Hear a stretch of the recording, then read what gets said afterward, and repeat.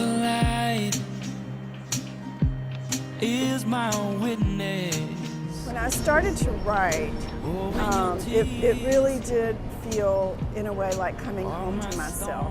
And honestly, I think that I think I'm a good lawyer. I think I have a pretty good track record, and I've worked with some of the best lawyers in the state. But there's always been a part of me that felt a little bit like an imposter sometimes.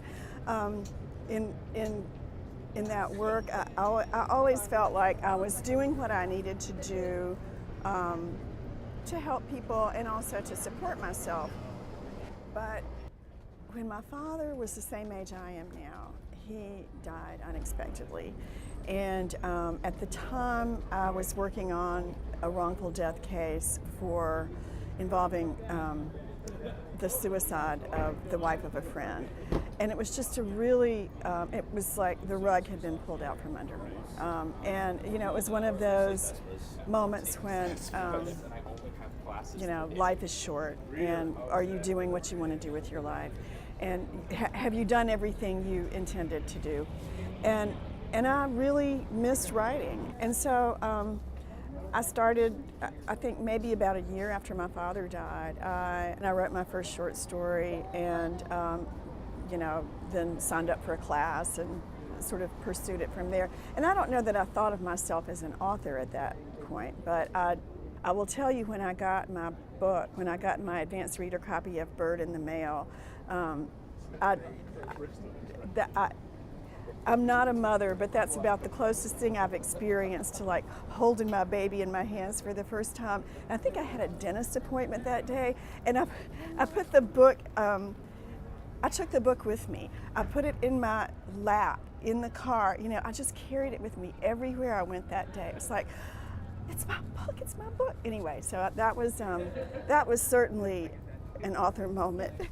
And I will tell you, another one of these magical moments for me, at my launch party, when BYRD came out, we had a big crowd that night, and a lot of my friends and family were in the audience. And when I stood up in front of everybody, holding my book in public for the first time, I really felt like I had stepped into my life. It was like, well, it took me 57 years to get here, but by God, here I am, and it has just felt so, it's just felt so good to do that. And I don't know, I feel like I've kind of like filled out my clothes now, so. There are thieves who rob us blind, kings who kill us fine but steady. The rights and the wrongs invade us, an innocent song. I'm not ready. I'm really happy to be here. BYRD feels like it's come home to come to Ann Arbor. And I thought what I would do tonight is just to read a few early passages to introduce Addie and Roland. Addie is infatuated with Roland from the time she first meets him, when he's the new boy in 4th grade. The new boy's long legs jut into the aisle. His hair is dark and shiny as Coca-Cola. Addie once gave a boy her ice cream dime to let her touch his hair. It was short and flat on top, a brush cut, which she imagined would be stiff like the bristles of a toothbrush, but it was soft, like her father's softest shoe brush. The new boy writes left-handed, and when Miss Overcash calls him to the board for his times tables, he stands close, his elbow over his head and his face almost against the board so that no one can see his wrong answers until he's finished. He gets chalk dust on his shirt from standing so close. Miss Overcash has to brush him off. It's embarrassing to watch, but thrilling too, like watching someone get punished. In the cafeteria, he bites his ice cream sandwich into a different animal shape every day. People call out, giraffe, elephant, bear. Addie calls out, but he never makes hers.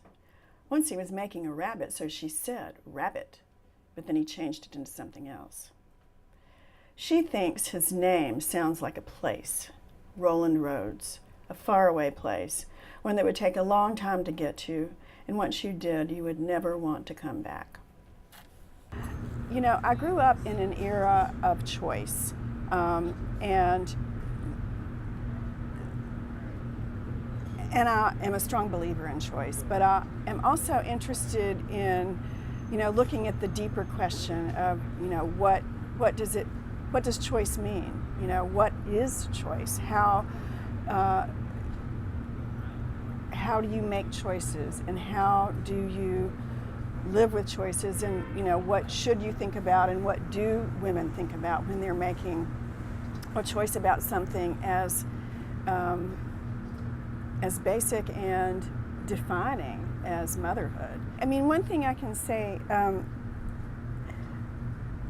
yeah, I don't have children, and I honestly, when I have thought about it, I think that one of the things that really compelled me to write Addie's story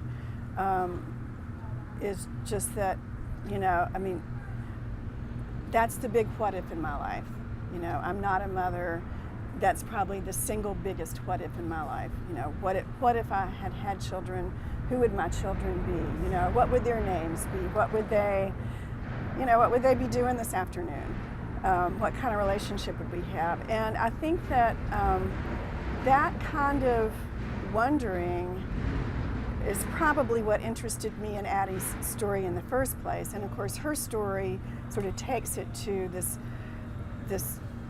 much more difficult, I think, level of she's a mother, but she doesn't have her child, you know, and there is a child in the world, and she does wonder about him. You know, every day she wonders about him. And, you know, what would that feel like? So I think that, you know, there is a part of me that identified with that, even though, and probably because I don't have children. Well, how long did it take you to write BYRD? It took 10 years. It took me 5 years to do, well, and I would say off and on, but you know, it's interesting. I thought that was just like, oh, I can never admit this out loud to anybody, but the more I meet other writers, I think a lot of first writers spend that long on their first books. And I think part of it is just, like, I don't have other novels that I have written. You know, it's not like I wrote a bunch of practice books and then, you know, this one. But, you know, like I worked for 5 years on this first draft from Addie's point of view, and I kept stepping away from it because I didn't feel like I had the authority to write her story. And then I was able to interview some birth parents and, you know, sort of develop a little confidence that way. And then everything, yeah, I had a residency in Vermont. I went up there for a month. I thought, you know, I've got a manuscript, I can polish it, I'll get it ready. Yeah. And I started working on it. It's like, this does not work. And, you know, I don't know that I could have said it to myself. I mean, I don't know how long it would have taken me to come around it. Well, probably what would have happened is, you know, I mean, it would have just died on the vine.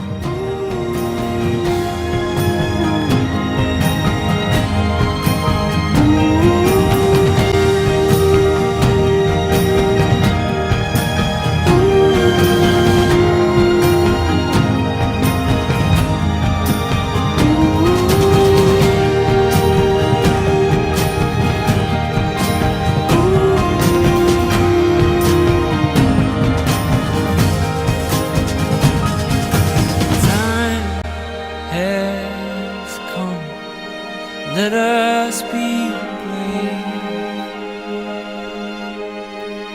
Let us be brave. Let us be